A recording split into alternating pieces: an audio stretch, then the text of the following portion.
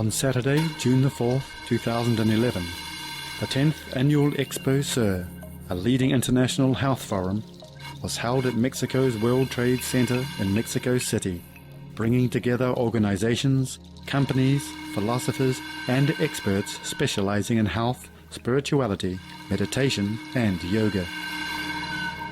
Accepting the invitation of Expo Ser's founder, Miss Mary Lou Figueroa, Supreme Master Chen Hai graced the event as the honored guest speaker via video link.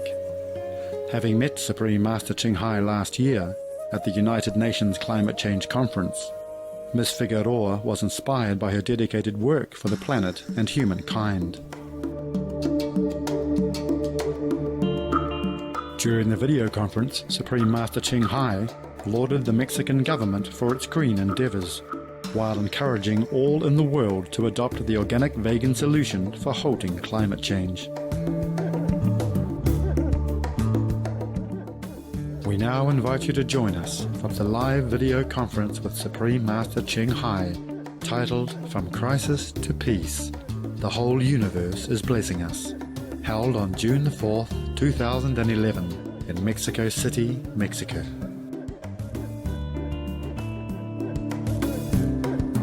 Supreme Master Chen Hai's lectures are not a complete meditation instruction. Please do not try alone. For free of charge guidance, please visit www.godsdirectcontact.org or contact any of our centers near you. Hola y muy buenas tardes, nobles damas y caballeros. Por favor, sean bienvenidos en esta tan noble ocasión. Honorables invitados, apreciables asistentes, representantes de diferentes organizaciones y caminos espirituales, reciban el más cordial y afectuoso saludo. En esta tarde, la Asociación Internacional Maestra Suprema Chen Hai en México presenta la conferencia magistral de la crisis a la paz. El universo entero nos está bendiciendo, en la cual tendremos una importante invitada vía satelital, la Maestra Suprema Chen Hai, que nos compartirá su sabiduría y conocimiento del más alto interés para todos nosotros, así como de la paz y la seguridad de nuestro planeta. Tendremos edificantes representaciones artísticas para amenizar la velada y cerraremos esta maravillosa experiencia con una deliciosa cena vegana. Esta conferencia es presentada dentro del marco de conferencias magistrales de Expo Ser, el cual es el evento humanista y de salud más importante de América Latina. Contando con más de 120,000 asistentes a lo largo de su historia, Expo Ser se ha convertido en un importante foro para la difusión de todas las alternativas de bienestar humano, y en esta afortunada ocasión se encuentra celebrando su 10º aniversario. También queremos saludar y darle la más afectuosa de las bienvenidas a nuestros espectadores internacionales que nos reciben en sus hogares en el mundo entero a través de Supreme Master Television, un canal de televisión constructiva que se transmite las 24 horas del día, los 7 días de la semana, durante todo el año, el cual puede disfrutarse a través de sus 14 plataformas satelitales de forma gratuita en el mundo y con más de 75 proveedores de sistema de cable e IPTV, en sus más de 60 idiomas y 40 subtítulos disponibles. También puede consultarse en línea en www.suprememastertv.com/ES. Muchas gracias por acompañarnos este día. Así es, a todos ustedes, le agradecemos el honor de su presencia el día de hoy a esta conferencia magistral. Quisiéramos dar inicio con el virtuoso guitarrista, el maestro Hugo Ernesto Gracián, quien recibió el premio de virtuosismo guitarrístico en el 7º Festival Internacional de Guitarra en Morelia. Es también instructor de Educación Artística en el Instituto Nacional de Bellas Artes y ha presentado su talento en distintos ciclos de guitarra y festivales de música culta en la República Mexicana y en el extranjero, el cual nos interpretará Tauro y Virgo, de su obra Zodiaco, del compositor mexicano jalisciense Sergio Campo, Démosle un caluroso aplauso al maestro Gracián.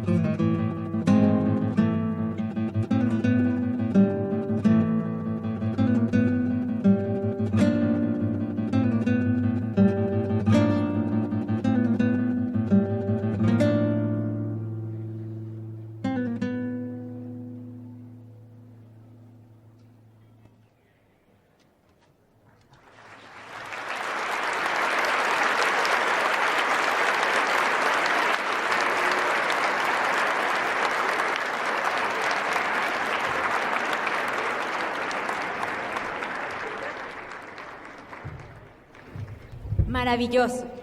Muchísimas gracias al maestro Gracián por compartir estas bellas piezas que buscan reflejar con sus acordes las características representativas de cada signo zodiacal.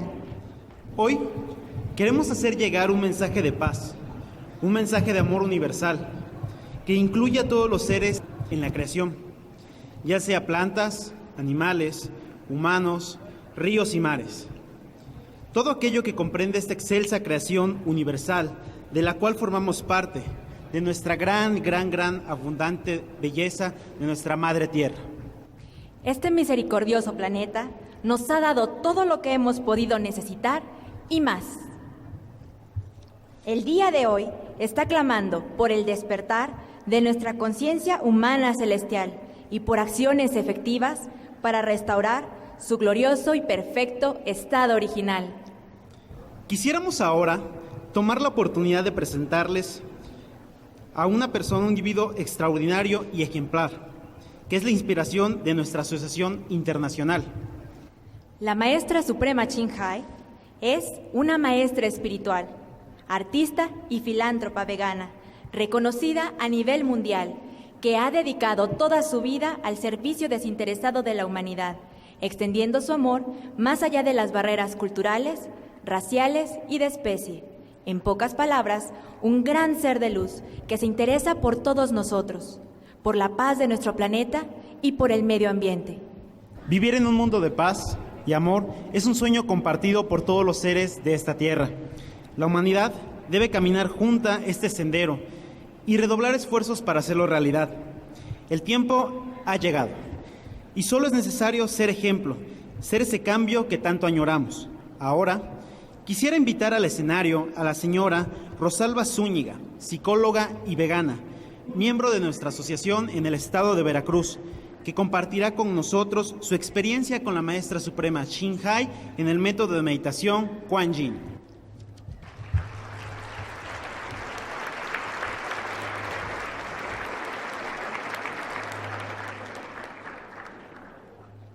Doy gracias a Dios por estar aquí y tener la oportunidad de agradecer a la Maestra Suprema Чин Хай todo su amor y las infinitas bendiciones que solo ella es capaz de dar.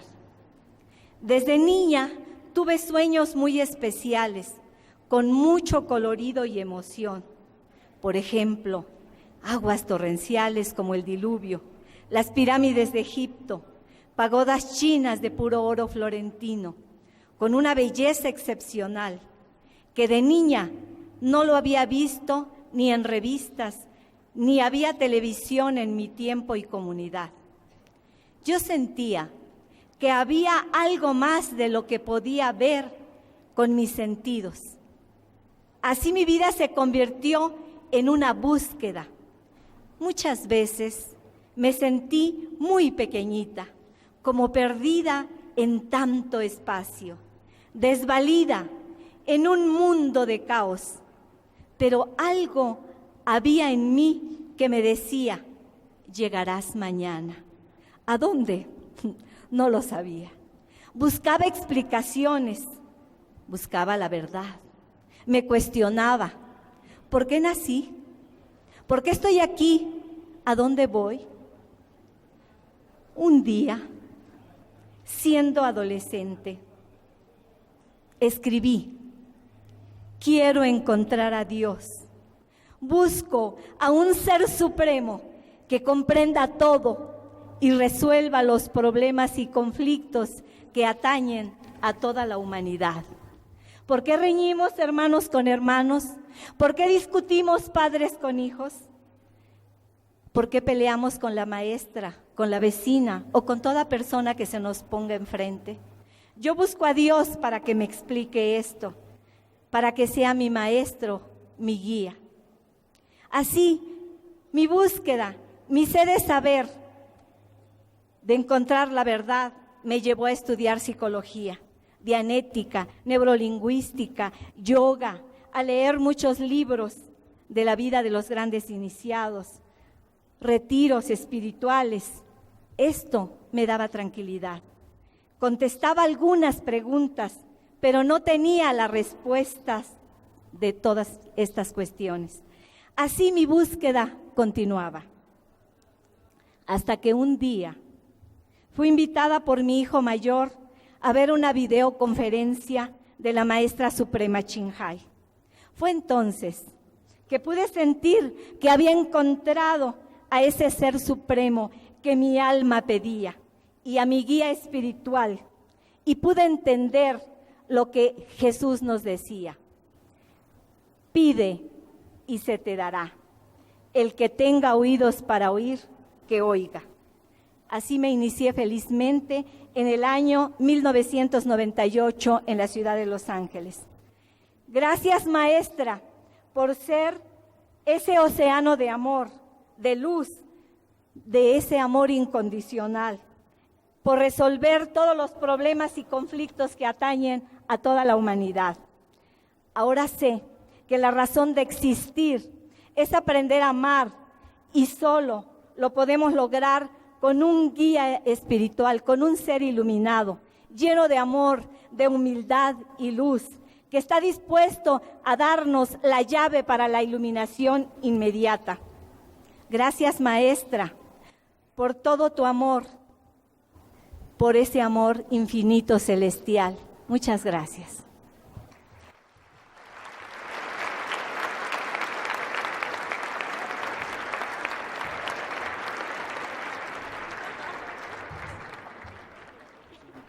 Muchas gracias por compartir con nosotros algunos de los muchos beneficios derivados de llevar una vida de amor, de compasión y de las bendiciones que se derraman en nuestras vidas cuando entramos en contacto con la naturaleza de Dios inherente a todos nosotros. Ya que sin más preámbulo, queremos darle la más cordial y afectuosa bienvenida a la Maestra Suprema Чин Хай, quien de la manera más amorosa hizo espacio en su apretada agenda para aceptar la invitación como invitado especial de Expo Ser para participar en esta conferencia. Por favor, démosle una calurosa bienvenida al estilo mexicano. Hola, maestra. Buenas tardes. Buenas tardes. Oh, lovely people, Mexican. Buenas tardes. Maestra, muchas gracias por honrarnos con su presencia el día de hoy. Estamos muy contentos de que esté con nosotros. Sabemos que ha apartado su valioso tiempo para esta conferencia y queremos darle las gracias desde el fondo de nuestros corazones. Thank you very much, Master, for honoring us with your presence today. We are very happy to have you here with us. We know that you have put aside some of your valuable time for this conference, and we would like to thank you from the bottom of our hearts. Oh, I thank you for inviting me. Yeah. Gracias. Gracias. Thanks to you, Master. A ti, huh? Gracias, maestra. Thank you to you. Thank you. Maestra, todos los presentes hoy nos sentimos muy honrados y privilegiados de que nos dirija un discurso con el tema de la crisis a la paz. El universo entero nos bendice. Muchas gracias, maestra. Master, all of us present today feel very privileged and honored to have you give a speech on the topic From Crisis to Peace. The whole universe is blessing us. Thank you so much, Master. Thank you. Thank you again for doing all this. Thank you for organizing this, and thank you for having me. May God bless Mexico. Thank you, Master. Thank you. I'm very happy to be with you again, the people of Mexico.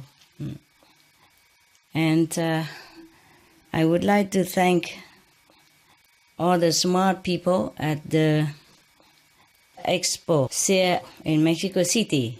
And I thank all the person involved in this magnificent gathering. I thank you, the organizer, the beautiful lady who has invited me here. I'm very honored to be with you on this program on your 10th anniversary. And I'm delighted to see you again, the kind and beautiful people of Mexico. I hope you are all comfortable there. It's not too hot, is it, now, Mexico? ¿Ça va? Yes, Master, we are very comfortable. Muy bien. Muy bien. Yes. I always remember how sweet, gentle, and hospitable the Mexican people are. Yes, always good memory in my heart.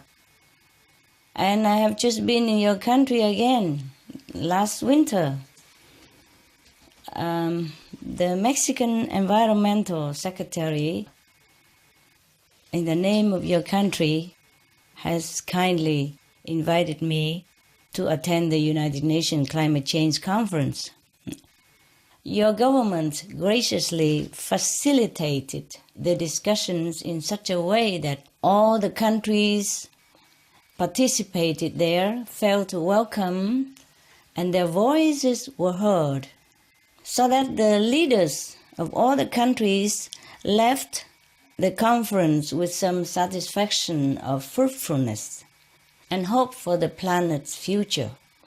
I think part of that outcome was due to the good heart and wisdom of the hosting Mexican people.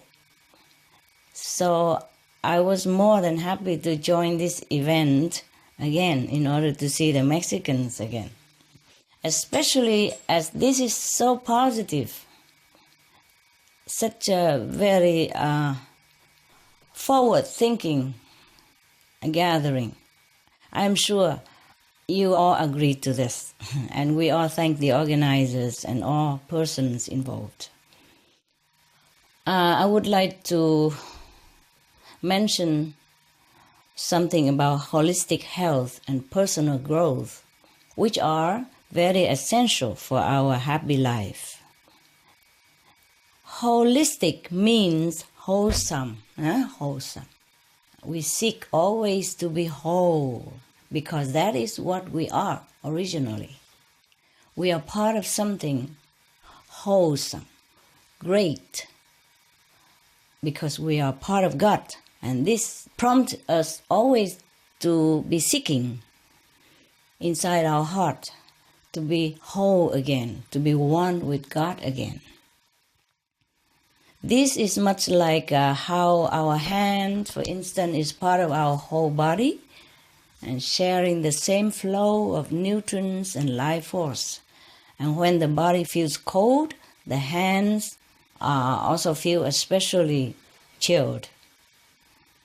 But when the body is healthy, the hand is also healthy and strong. The nails grow longer and good, and the fingers feel pink, plump, smooth, etc. Similarly, we are also part of the whole planet. We are part of the whole planet, the whole community of worldly people, of earthly people. Whatever affects our planet as a whole affects us as a person. So climate change is a most urgent case of this, as it affects our earth, ourselves, and our loved one. Climate change is becoming a very big problem, huge problem, and much sooner than we ever thought or expected. The International Energy Agency has just estimated again that emissions of the greenhouse gas rose to a record amount in 2010. So much so that keeping global average temperature increases below the barely safe level of 2 degrees Celsius look like an unreachable dream now. We pray that it won't be the case, but the reality is scary. This is frightening news for us because 2 degrees increase is the threshold for dangerous climate change. Already, extreme weather-related disasters in Mexico caused up to 60,000 people to lose their lives each year. Global warming also causes mosquito-borne diseases like malaria and dengue fever to increase, especially after floods. And I'm very worried to hear that dengue fever cases in Mexico have been getting worse. 2010 was much worse than 2009, for example. And there has been a big increase in the number of the most aggressive kind of dengue. It's called hemorrhagic dengue. And at least 16 cases have been fatal in 2010. In Hermosillo, capital of Sonora State alone, cases of dengue fever exploded to 3,157, with 1/6 of the cases being hemorrhagic dengue. And the disease has been spreading. Extreme heat for humans. As we speak, much of Mexico is being gripped by extreme temperatures. The large region known as the Valley of Mexico has seen hardly any rainfall in weeks. And Mexico City, while it is a beautiful place, is not always comfortable or safe in high temperatures for people to live in. For example, food in the street stores, when people sell it alongside of the street in a small booths, they are going bad more easily, especially meat and dairy products in the heat. Health Secretary Jose Angel Cordova expressed concern that illnesses related to spoiling food have been rising in your country. So please, one word of caution, be careful when you buy food. The heat is so intense nowadays that government officials are genuinely concerned about your health. So they have asked you to stay indoors even in midday hours, or to put a hat on when going outdoor, and to drink plenty of water and constantly. You see, climate change is very dangerous to our health, the health of our parents and our young children.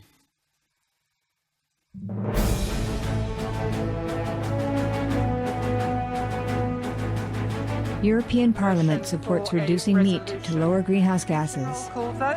Vote is now open. Reduce your meat consumption or stop eating meat totally. During discussions on greenhouse gas reduction goals, the Climate Committee of the European Parliament officially recognized livestock's contribution to global warming and recommended a reduction of subsidies to the livestock industry to curb methane. The European Parliament has adopted its own position on climate change as an institution. And as a Vice President, one of the proposals I have made is in line with your own, which is that we should eat far less meat, because that's one of the major sources of greenhouse gases. Please eat less meat, and let's make taxes on meat. That's definitely one of the issues we're talking about. I'd like to tell people what the cost is of eating meat for the environment worldwide.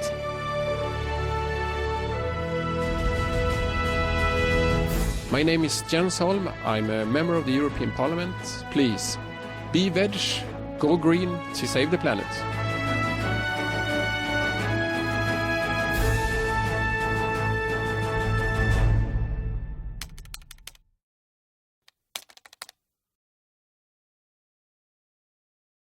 Now we also have extreme heat for glaciers.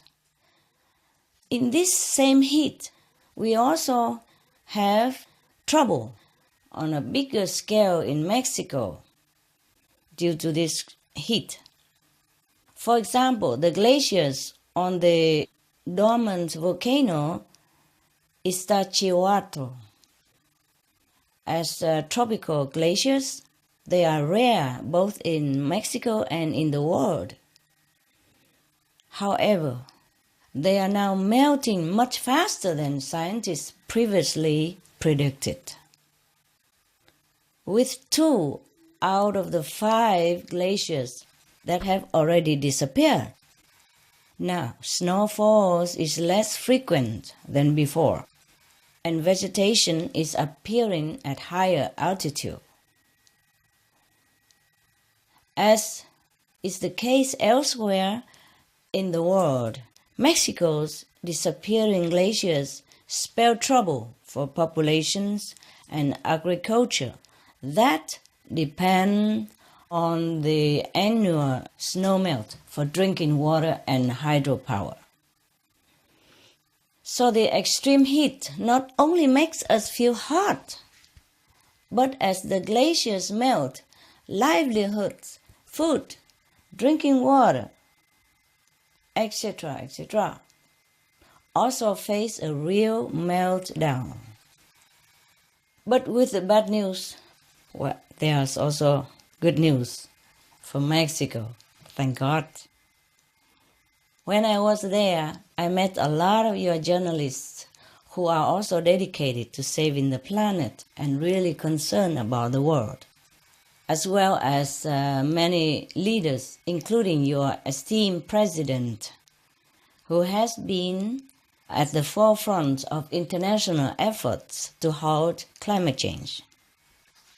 By the way, I send my heartfelt congratulations to President Calderon for the award he has just received in May.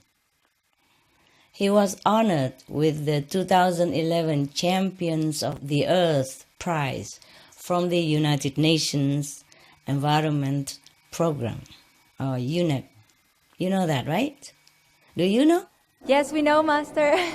We are very proud. Good. You should be proud of him. I met him, I was so proud of him. I tell him, thank you for all the things you do for Mexicans. I love your people, I told him. And he said, I love them too. I love that. I like what he said. Yes. And his speech at the United Nations was also very, very interesting. He even mentioned that his wife is a very wise person. I'm sure she is, huh? Behind a great man, there's always a great woman. So, for his outstanding leadership in addressing climate change at both global and national level, the United Nations UNEP has honored him with a great prize. I also join myself in salute to His Excellency with all my support and admiration. And I congratulate your country for having such a wise and loving, caring leader. Thank you, Master. Now we applaud Muchas him. gracias, maestra. Yes, Master. Yeah, we applaud him, huh? Very A big round of applause for your president and your government. I love this kind of government. Okay, now first, let's go through some of the major news on how climate change is affecting Mexico. Researchers at NASA found that we are on a path to seeing an unprecedented number of forest fires around the world, pretty much all driven by global warming. This is already happening in Mexico as well. You know that, I think. Extreme dry conditions have set off more than 5,700 forest fires in your country during the first 4 months of 2011. This is new. This is recent. Scorching about 150,000 hectares of land. You know, your country is already affected a lot by climate change, and now these forest fires make it worse. Your president, Philip Calderon, also attributed these forest fires to climate change. You see, he's very up to date. He's very on top of events in your country. He's a good president. Even now, Quintana Roo state is dealing with its worst fire season in a decade, with a total of 122 blazes reported and people having to be evacuated from their homes. Imagine how much challenge they have to face in this situation. And the children have to be interrupted from school, and the husbands, the wives is also disrupted with their works, their jobs, and they might be losing everything they have earned with their hard work all their life. You see, the world's coral reef systems also, which include the second largest one in the world, it's just off the coast of Mexico. It's also experienced the second worst year of bleaching, meaning damage due to prolonged, unbearably hot temperatures in 2010. And the coral reef in the Gulf of Mexico area are also still reeling from the big oil spill of the U.S. coast recently. Bear in mind that the coral reef health are vital to ocean health. They support 1/4 of all marine life on the planet. Now, we talk about drought. Drought is affecting 40% of your country. Certainly, this has very difficult, huge, invisible impacts on the farmers. Take, for example, Mexico's Mayan community of Tabi. This village of 400 people have relied on their farming traditions for 2,500 years, with weather patterns that were precise and predictable. However, in the past 15 years, they have lost up to 60% of their crops due to the changed climate. To survive, Tabi residents are having to adapt by learning new farming practices, and sometimes they have to search for different jobs, which is hard to find also. If they have been farmers all their life, what else can they do? How can they find another job that easily? Even if they do find jobs elsewhere, this often takes them away from their home and family. It's not a nice situation, because Mexico people, they're very family-oriented and very social and neighborly. So if they have to move away elsewhere to work, imagine how lonely they felt and how challenging for their family having to part with their loved one, like father or mother.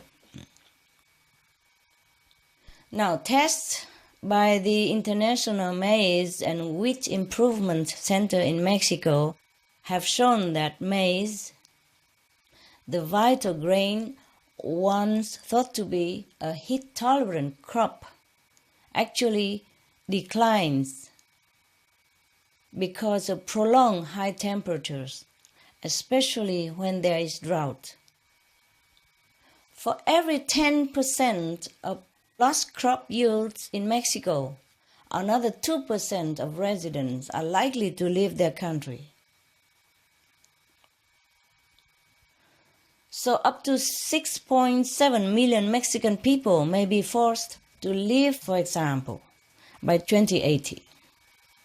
It would be so disruptive and challenging to the lives of so many uprooted families, not to mention heartbreaking for the relatives and friends and for the person who are going away themselves.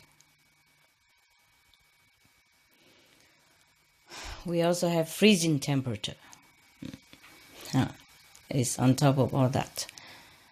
Climate change brings not only drought, but also extremely freezing weather.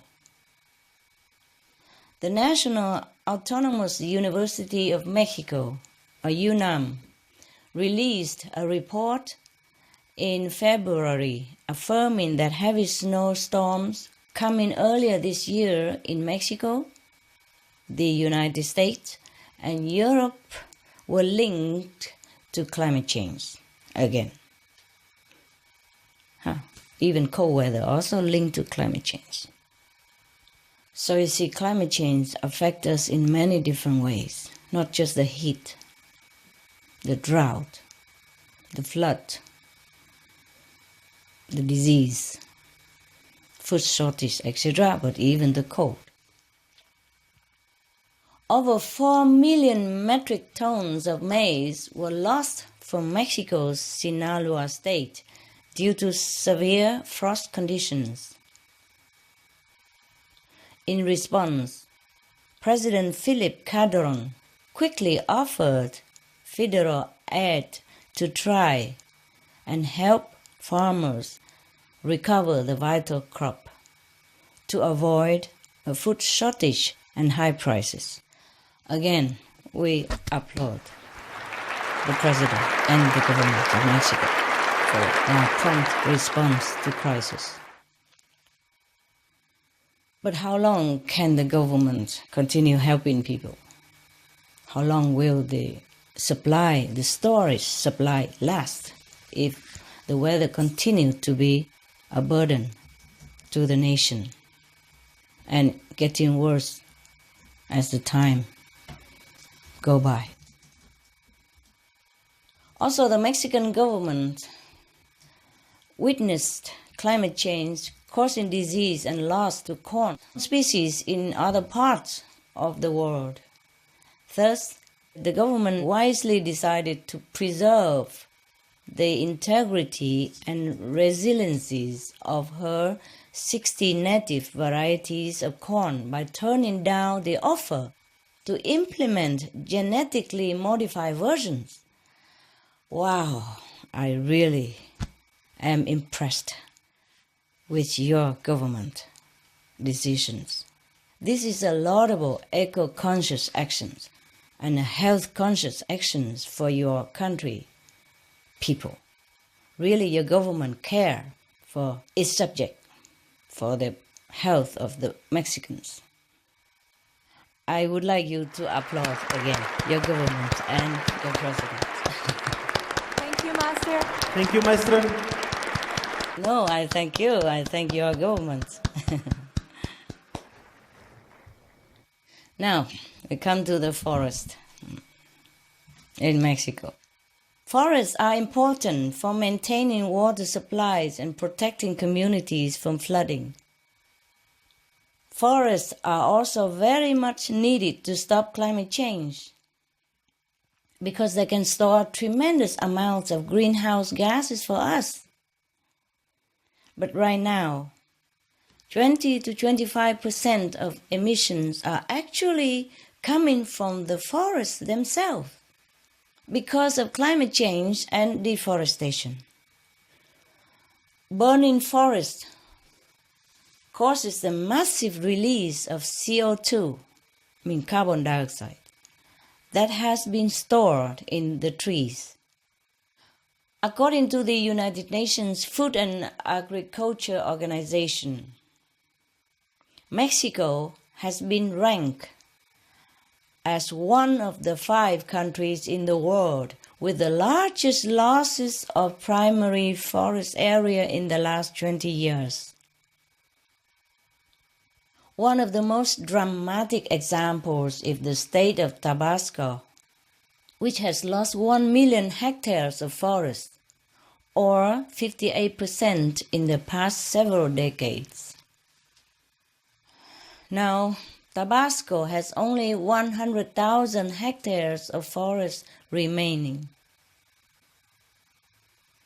How sad for your country and for the world. The primary cause has been the expansion of livestock farming. More than half of the state's land was already converted into cattle pasture by 1980. Scientists say that the land, this Eden deforested, is at high risk of suffering the shocks of climate change. There is a higher vulnerability to flooding, soil erosion, as well as loss of biodiversity if we lose the forest. Livestock grazing has also been identified as the main cause of deforestation in Michoacán state. Latin American countries that are rich in forest cover are at risk of losing trees mainly as a result of large-scale agriculture. But not for food for human, no. It's mostly related to livestock production, livestock farming, not food farming, yes? And not only Mexico, but even the world's largest remaining tropical rainforest, the Amazon. The livestock industry is a significant driving cause of forest destruction. Some of the diseases related to meat consumption and/or production. Fatal prion diseases transmissible through air or milk. Rabies, anthrax, sleeping sickness, Q fever, norovirus, swine flu, Ebola reston virus. Cured meats and fish increase leukemia risk in children. Antibiotic-resistant superbug infections and other dangerous bacteria strains. Blue tongue disease, E. coli, salmonella. Bird flu, mad cow disease or Creutzfeldt-Jakob disease, 90% of the population at risk. Pig's disease or PMWS, listeriosis, shellfish poisoning, preeclampsia, Campylobacter, Clostridium difficile. Diseases hidden in healthy appearing livestock. Food poisoning, heart attack, kidney failure from toxic additives like melamine and clenbuterol. Some of the costs of meat eating. Infertility. Eating just one serving of meat per day increases the risk of women's infertility by 32%, with additional meat consumption increasing the risk. Heart disease. Over 17 million lives lost globally each year. Cost of cardiovascular disease is at least $1 trillion a year. Cancer. Increased childhood cancers and adult reproductive cancers from hormones in meat. Colon rectal cancer. Over 1 million new colon cancer patients diagnosed each year. More than 600,000 colon cancer-related mortalities annually. In the United States alone, colon cancer treatment costs about $6.5 billion. Millions of people are newly diagnosed with other meat-related cancers every year. Diabetes. 347 million people are affected worldwide. An estimated $174 billion spent each year on treatment in just the United States. Obesity. Worldwide, 1.6 billion adults are overweight, with 400 million more who are obese. Costs $93 billion each year for medical expenses in the United States alone. At least 2.6 million people die annually from problems related to being overweight or obese. Environmental. Use up to 70% of clean water. Pollute most of the water bodies. Deforest the lungs of the earth. Uses up to 43% of the world's cereal. Uses up to 85% of the world's soy. Cause world hunger and wars. 80% cause of global warming, plus more. Some of the costs of milk consumption. Cowpox from milking cows.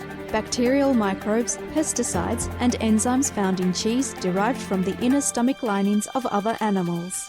Up to 80% of the calories in cheese are from pure fat. Breast, prostate and testicular cancer from hormones present in milk. Listeria and Crohn's disease. Hormones and saturated fat lead to osteoporosis, obesity, diabetes and heart disease, linked to higher incidences of multiple sclerosis, classified as a major allergen, lactose intolerance, plus more. For help quitting, please visit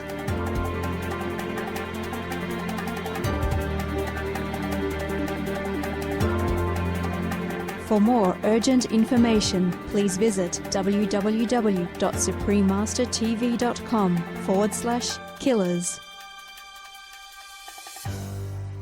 We have not been very responsible of our environment. This is a very sad thing, and it's affecting us right now. I hope deforestation will stop. We have to thank also many individuals, leaders who are working to stop deforestation. By the way, I thank them all. Let's hope the world listen and protect the lung of our planet. Not just the lung of our planet, but the health of our planet. The forest, the precious forest. Now in Mexico, still 33% of the land is covered and blessed by forest. thanks to the Mexican government who reversed the deforestation program and made it more lustful again. And just a few months ago, Mexico was lauded as the top nation, in the world for sustainable management of forests. Hey? Thank you. Thank to your government and to your people. I would be proud if I'm a Mexican. Very proud. Yes. Okay. Yes, Master. Thank you, Master. Gracias. Yes, the Mexican made some mistakes before in deforestation, but they changed quickly. They realized the mistake and they reversed it. We all make mistakes, but the thing is to do the opposite, to reverse, the action.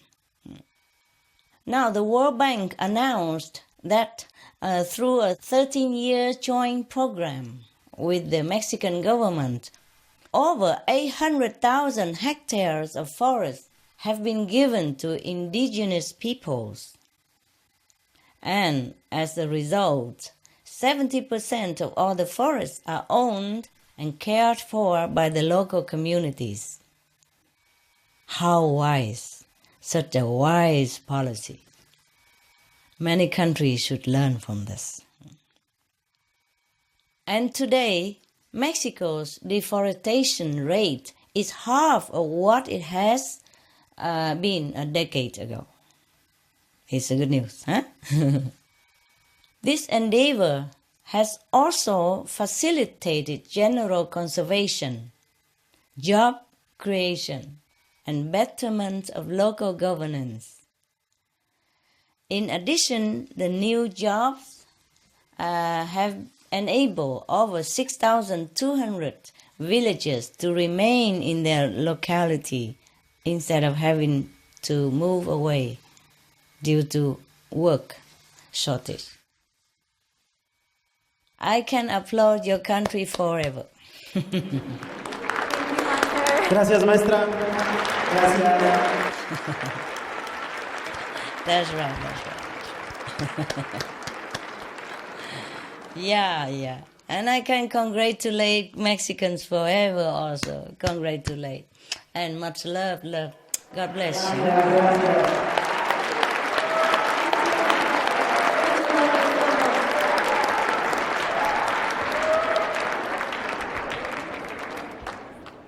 That's why I'm here today. Also, you see, it was a little difficult for me, and I'm supposed to be meditating more, but I'm also involved in this because I love your country. I love the improvement that your people and your government has made, the effort you put into conserving the land, the forest, and protecting the health of the people. So I made a reservation of time. I tell you a secret. It cost me millions of zillions of spiritual points because I appear here today. This cost me about 2-3 days without meditation very well.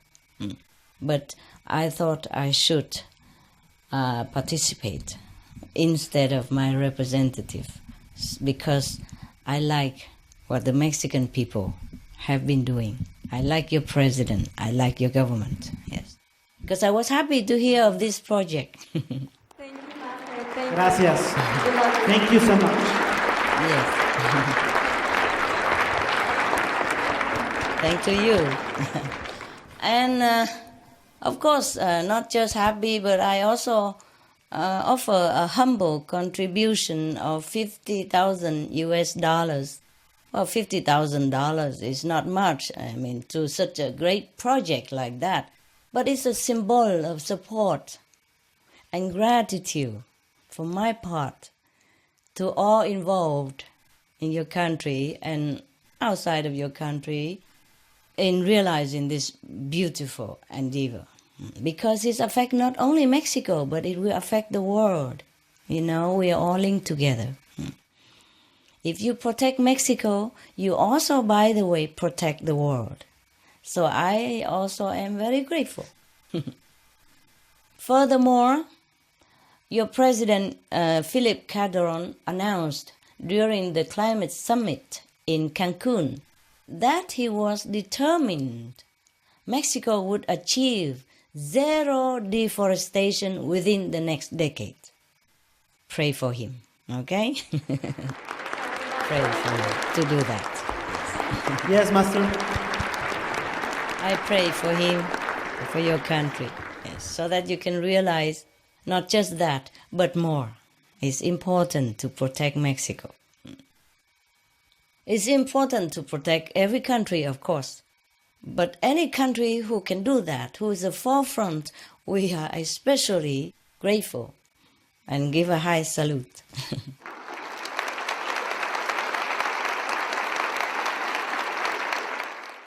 Now, the good news is that the Mexican government is making a lot of efforts to go green.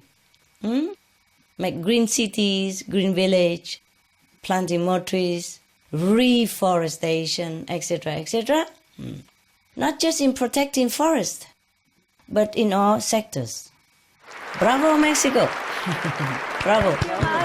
Gracias, maestra. Thank you so much. Gracias a ti, a todos, a todos. Very happy you're telling us all this. Mexico City Go Green. Now, a number of environmental initiatives have been enhancing Mexico City and other urban areas. In December 2010, President Calderon announced that all new dwellings financed through the country's largest home lender, Infonavit, must be equipped with eco-friendly technologies.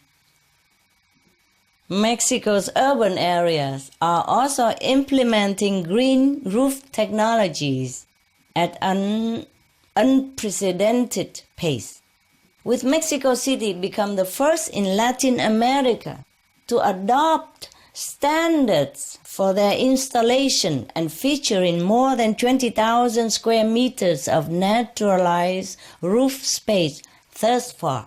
Wow. That's a lot. Other cities are also bringing in a green roof. Meanwhile, edible gardens are sprouting up on roadsides and roundabouts as well as above homes and other buildings. Mexico City is promoting 184 such projects that allow residents to participate in urban agriculture. In addition to the added food security, the gardens are making cities more attractive, more livable, more beautiful, more green, more sustainable. Wow. Good country. Now, we have some more solutions.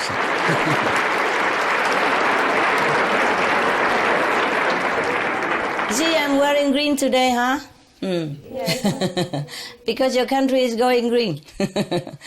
Just to be in tune with your projects. Yeah. Now we talk a little bit more about solution. Mexico has an abundance of sunshine, so there are plenty of opportunities to develop sustainable solar energy. Windy areas also can be used to gather wind energy. Your government is surely correct in forecasting that the business sector will also thrive in the coming sustainable future. It's not just protecting the land and the people. These kind of projects will also offer more jobs, opportunity, and new exciting jobs for the people. Yes. But of course, that is not all, because we have an urgent danger facing us. Yes. So we still have to solve the problem of climate change more at its root. Also, we still have to address food security. which is becoming an increasingly urgent matter for human survival. With all the droughts and wildfires Mexico is facing, food security is really at risk. And climate change, through droughts and floods that destroy crops, is of course a major cause of high food price and food insecurity. In fact, the founder of the Earth Policy Institute, Lester Brown, who is a respected U.S. environmental leader, stated that climate change is happening so fast right now that we need to reduce emissions, greenhouse gas emissions, 80% by 2020 to protect global food supplies even. Just food supplies even. Not 80% by 2050 as suggested before, which is the date discussed by many politicians. But 80% now, soon, by 2020, maximum. Because if we lose food security, our civilization could collapse. Moral standard even could collapse. People's health could deteriorate. Happiness could also collapse. Nation could collapse. Every other things might also collapse. Lester Brown and others point out that the great Mayan civilization in Mexico may have fallen when it lost control over its food supply. Climatologists say that we are facing the same danger now, today. If it happened before, it could happen again. So, how do we reduce greenhouse gas emissions 80% by 2020? How do we do that? How do we keep the global temperature at safe levels? There is a solution. A few months ago, the United Nations proposed that the best way to bring about cooling, rather than focusing on carbon dioxide, would be to reduce the shorter-lived global warming agents. These include methane, black carbon, and ground-level ozone. Dr. Drew Shindo at NASA led a team of scientists who estimate that when the effects of all these are added together, they are equal to the carbon dioxide, CO2. But because they dissipate much faster from the atmosphere, they bring a much bigger benefit to us in the short term. This is our best chance for quickly reversing the climate change. Cut it off, the danger. For example, whereas CO2 can take hundreds, if not thousands of years to dissipate from the atmosphere, most methane is gone in about 12 years. And methane's number one source from human activity is livestock raising. Animals agriculture, animals products, animals industry, which cause methane gas to warm up our planet. Based on research, a significant cause of black carbon release is also livestock raising. Everything points to livestock raising. Because the burning of forests or fields to create grazing pasture or crops to feed the livestock causes black soot to be carried by wind currents all the way to glaciers and ice caps, where it speeds their melting, thus warm up the planet even more. The third short-lived agent is ozone. Ozone is a component of smoke, and we usually think that it is caused from car exhaust. But a major building block is also methane. In some rural places like California's Central Valley in the US, people don't understand why there is ozone, even though there aren't many cars there. But this region has a lot of livestock. That's why. And that's the reason Dr. Shindo and the other scientists stated that if we reduce methane, the ozone will also go away. And ozone dissipates from the atmosphere in a period of a few hours or weeks. So if we don't have these warming agents, then our planet will cool off. Very logical and simple. That is fast, just a few weeks. So the fastest way to reverse climate change is quickly reduce methane, ozone, and black carbon. And how?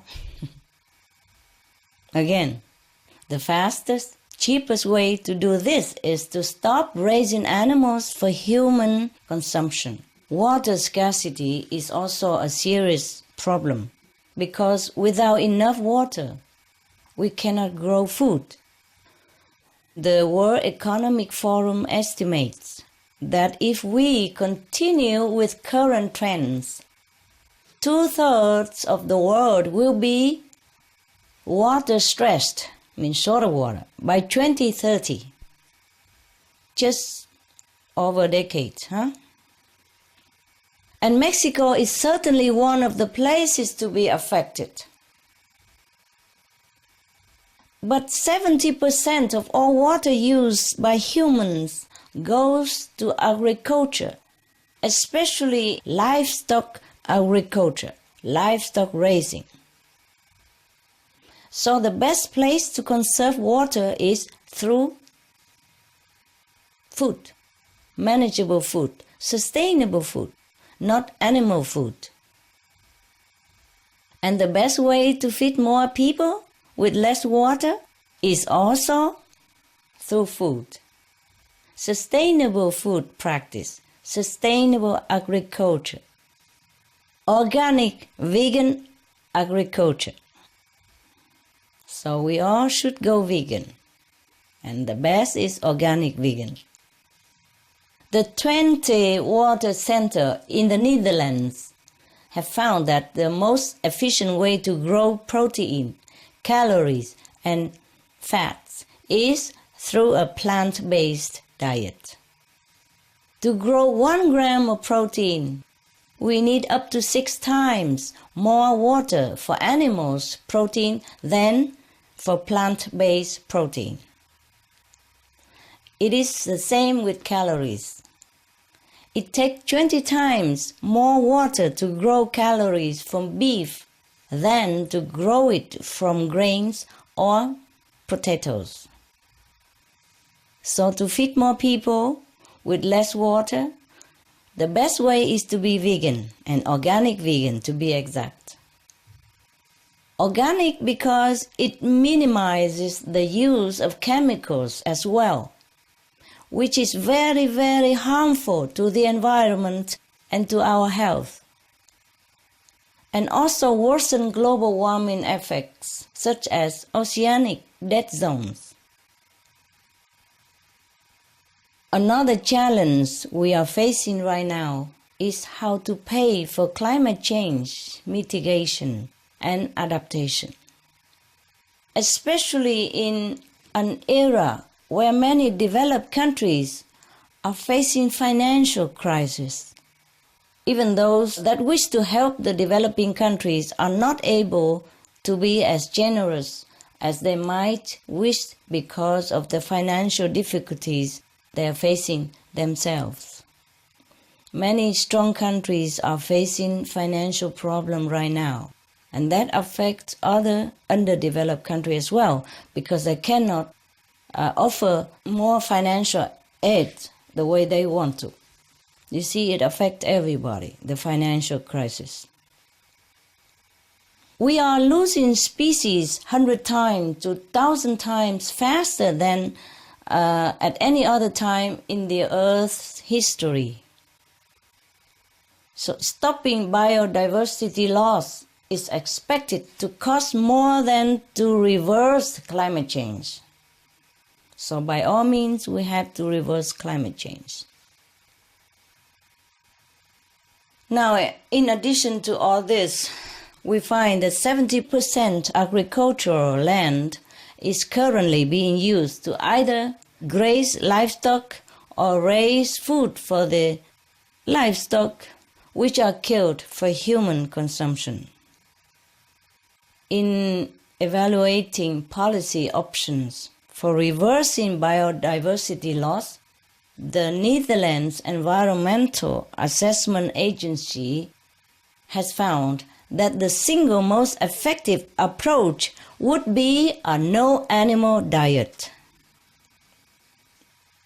This would save at least 56% of the world's disappearing wildlife. As a result, the Netherlands Environmental Assessment Agency also calculated how much money we would save if we changed our diets in order to reverse global warming. They found that a diet with no animal products at all would save the cost of mitigating climate change between now and 2050 by over 80%. So, just this one change, simple change, small change, changing our diet to an organic vegan diet. This will help all the governments of the world to afford climate change mitigation and preserve biodiversity. Just one change.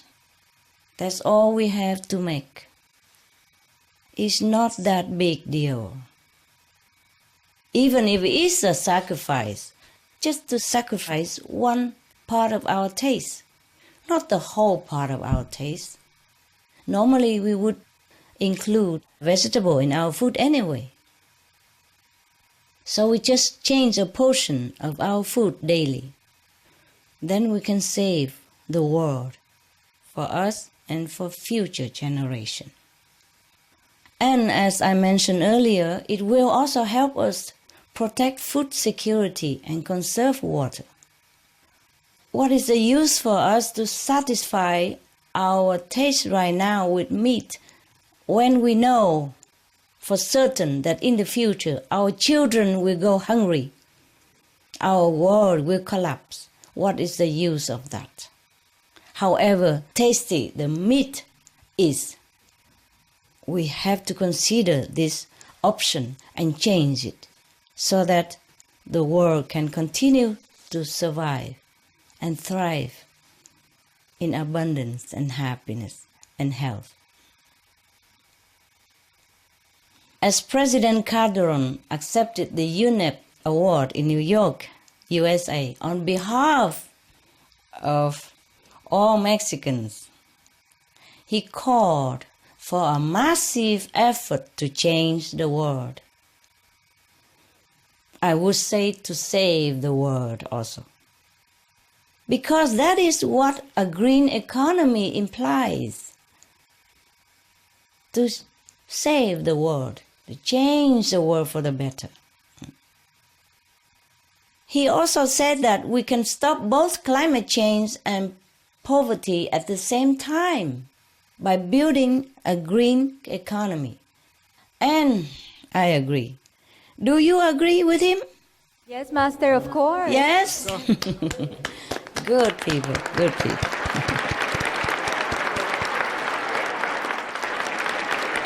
Yeah, I can talk about Mexico forever, eh? But I will stop quickly soon. Are you okay? You still interested? Yes, Master, of course. I continue a while? Yes, please. Yes, please. Yes. So a green economy is one that is powered by clean energy sources. We should fuel the economy with the cleanest fuel to keep our air, our water and land clean and our health in good condition. Because everything that is not good for the environment is not good for our health as well. All the chemicals of the agriculture, all the waste from the animals' agriculture run off into the river, into our stream, into the ocean, and we drink this water, we use the ocean, everything will affect our health. That's why people are more sick nowadays, despite all the new invention, new discovery of medicines and different fashions, more hospitals than ever before. When we say we were not so developed right now we are more developed, we have more hospital, more illness, and more incurable disease. Even in the 21st century already, we are facing more and more new incurable disease all the time. Even just recently, if you watch the news, you know that there is a spread of E. coli infection in Europe, and many people die already, and thousands are still either critically ill or affected in the hospital. And the scientists, the doctors, have not been able to find the source of this E. coli because they say it's new E. coli strain and it resists many of the otherwise good antibiotic to cure it. So they're frantically trying to find the way to deal with this spread of E. coli right now in Europe. You know that, right? Right, Master. Yes. I haven't watched the news yesterday and today because I cannot. Situation is not favorable to watch. Have they found the cure for E. coli yet? Anybody know? The new one, the new strain of E. coli. Have they found it yet? No, not yet, Master. No, not yet. See? Yes, my God. And people keep dying if they don't find it soon enough. Because this E. coli strain is new and they resist the normal antibiotic, which would usually cure it. So the doctors in Europe are very, very concerned, very worried and panic. Many people are panicking right now. And that affects the economy as well. You know, Spain lost many hundreds of thousands of dollars because people refused to buy their cucumber. And then finally they have stated that no, these organic cucumber are innocent. It's not the cause for the E. coli illness as originally thought and blamed for. But it's too late. I mean, the Spanish farmers have lost so much money already because people don't buy their products. And other vegetable as well, because they suspected vegetable infect people, but it's not. It wasn't the vegetable. You see, E. coli can even jump onto the vegetable from the midsection or by handling, by people. When they're handling, if the people are sick, the vegetable may be also contaminated. It was even organic cucumber, and they blame the organic cucumbers for the E. coli strain, but it was not at all. Thanks God for that. Otherwise, oh dear. Poor Spain. Poor cucumber. Huh? Poor innocent cucumber. Also, we should not just fuel our system with a clean fuel, but we also should fuel ourselves with the best, most clean and efficient energy source as well, Again, I'm talking about food. This our best fuel is a vegan food, the life-saving organic vegan food. Fortunately, Mexico already has a head start in organic vegan farming. In all of Latin America, Mexico is one of the top three of 4 countries with the highest shares of organic crop farmland and some of the highest numbers of organic farmers again. Oh, beautiful Mexico. Gracias, maestra. Gracias. Some of the benefits of a vegetarian diet: lowers blood pressure, lowers cholesterol levels, reduces type 2 diabetes, prevents stroke conditions, reverses atherosclerosis, reduces heart disease risk 50%, reduces heart surgery risk 80%, prevents many forms of cancer, stronger immune system, increases life expectancy up to 15 years, higher IQ, saves 70% of a total cost of $40 trillion for reducing global warming, uses 4.5 times less land to grow food, conserves up to 70% clean water, saves 80% of the cleared Amazonian rainforest from animal grazing, a solution for world hunger, free up 3.4 billion hectares of land, free up 760 million tons of grain every year, half the world's grain supply, consumes 1/3 fossil fuels of those used for meat production, reduces pollution from untreated animal waste, maintains cleaner air, saves 4.5 tons of emissions per U.S. household per year, stop 80% of global warming, plus more.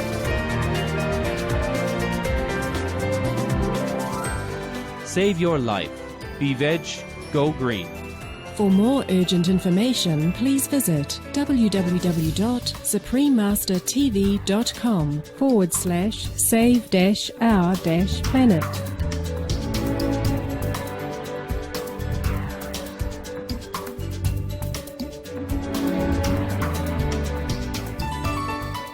A recent study showed that organic agriculture in Mexico is generating $400 million in revenue per year. And that, for Mexico's standard, is a lot of money, isn't it? Yes, it's a lot. Yes. In 2010, your government approved the law of organic products in Mexico, joining 37 other countries with full regulations on organic product certification. Lovely. We have all heard that when we eat something, we become what we eat. So we consume the energy of the animal, which is full of fear and panic. Well, today, eating animal products means we also consume the energy of tremendous destruction involved. The destruction of environment, the destruction of the planet, the destruction of our life, the destruction of our world. From all that we just talked about, climate change, disasters, disease, deforestation, biodiversity loss, water scarcity, food shortages, refugees, climate refugees even, etc., etc. Now, imagine yourself starting today, saying, no, I don't want to be part of all that destructive pattern. I don't want to be part of all that suffering of the people and of the planet. I don't want to be the hand that suffers as the body suffers. Instead, each of us can choose to be the hand that will heal the body. Each of us can restore the planet, bless it, and bless all of us, starting today, by simply being organic vegan. Is it possible? Is it possible? Yes, we can, huh? Thank you, Mexico. I love you. I love you and thank you for promising this. Thank you, Master.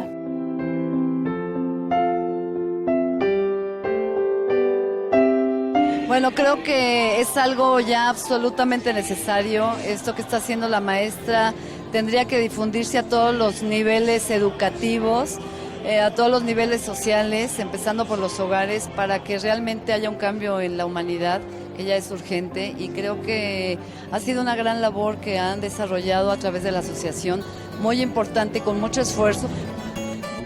En mi personal opinión es un acto en este tiempo donde la Tierra necesita tantas atenciones y esta alternativa actual es muy importante en una salud personal y en una salud mundial, ¿no? Me gusta mucho la filosofía que nos comparte esta maestra y por supuesto que también disfruto mucho de la comida vegetariana. Es algo de lo cual disfruto mucho. Es un excelente estilo de vida, es para vivir más sano. La conferencia estuvo muy práctica para las personas que somos de aquí de México y vivir mejor, ¿no? Fue una excelente conferencia. Optar por una vida vegana, yo creo que es una forma de vida muy saludable y además que es una forma de ayudar al planeta y de ayudar a los animales, y es una forma noble, ¿no? Como dice la maestra, de compasión, y es una forma también amorosa hacia nosotros y hacia el mundo.